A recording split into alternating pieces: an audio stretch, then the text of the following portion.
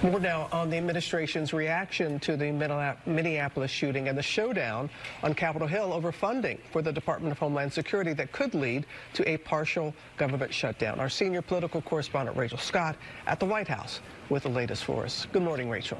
Robin, good morning to you. And this is notable reaction coming from the White House. White House Press Secretary Karoline Leavitt clearly trying to create some distance between the president and his own top advisors. Reportedly, the Secretary of Homeland Security, Kristi Noem, met with the president in the Oval Office for 2 hours. Noem was one of the first to draw her own conclusions on this shooting, calling it an act of domestic terrorism without a full investigation. We heard Stephen Miller label Alex Preddy an assassin, calling him a domestic terrorist. Karoline Leavitt, though, saying that she has not heard the president use those words to describe Preddy, instead saying the president wants an investigation. And it's clear the president already taking a different approach. You heard there from Trevor, Tom Homan, his borders are now going into Minnesota. Greg Bobino now coming out. The president also speaking by phone with the Minnesota governor, Tim Walz, also the mayor of Minneapolis, all parties describing those conversations as productive. But the White House does continue to blame Democrats. It is, though, Republicans who are starting to speak out. At least 30 Republicans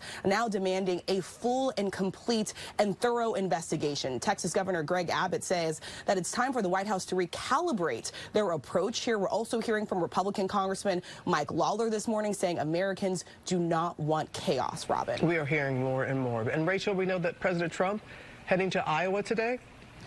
Yes, Robin, I'll be traveling with the president to Iowa today for a message that he says will now focus on affordability, on the economy. I will tell you from Republican sources that I've been talking to, they are worried in the lead up to this midterm election that message is getting lost in all of this. Meanwhile, over on Capitol Hill, Democrats still trying to take a stand. They are threatening a partial government shutdown in hopes of stopping additional funding to the Department of Homeland Security, Robin. We'll see what happens later today there. All right, Rachel, thank you.